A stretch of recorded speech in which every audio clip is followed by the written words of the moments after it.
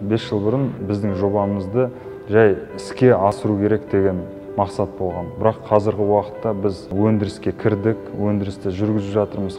Менің ойымша, жас кәсіпкерде мақсат болу керек, арман болу керек.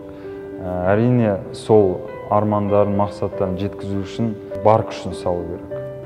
Мен өзімді патриотпын деп сеземін. Жақын арада, мүмкін ол 10 жыл болады, 20 жыл болады, 30 жыл болады. Бірақ біздің брендіміз, біздің косметикамыз Қазақстанның атын халықаралық деңгейге шығарады деп сенемін. Менің тағы да бір мақсатым бар, орындалсын деп тілеймін. Мен Қазақстанның атын халықаралық деңгейге шығарғым келеді. Жақын арада біздің экономикамыз бәсекелей алатын экономикалардың бірі болып танылады деп ойлаймын.